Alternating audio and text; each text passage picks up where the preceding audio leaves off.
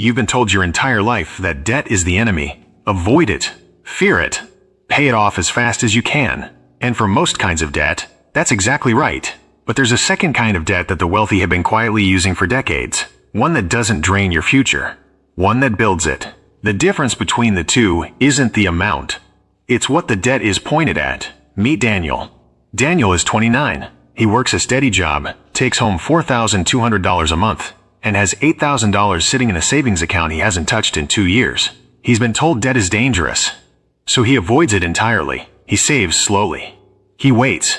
Now meet Ryan. Same age, same income, same city. But Ryan thinks about debt differently. 3 years ago, Ryan borrowed $25,000. Not for a car, not for a vacation, not for anything that would lose value the moment he touched it. He bought a small rental property. That property generates $1,100 a month in rent. After the mortgage payment, insurance, and maintenance, Ryan clears $340 every single month. Pure cash flow. Money that arrives whether Ryan shows up or not. The debt didn't make Ryan poorer. The debt made Ryan a landlord.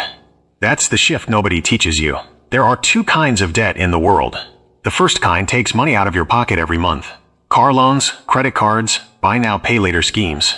You get the thing. The thing loses value. You keep paying. The second kind puts money into your pocket every month.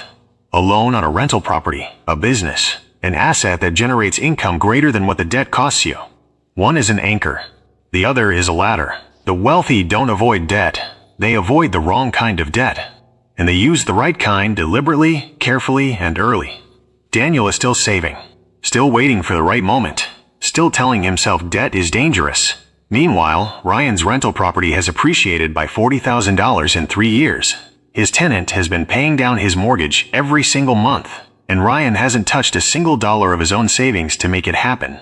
Someone else's rent, paying off Ryan's debt, building Ryan's wealth. That's not luck. That's leverage. And the only thing separating Daniel from Ryan isn't income. It isn't opportunity.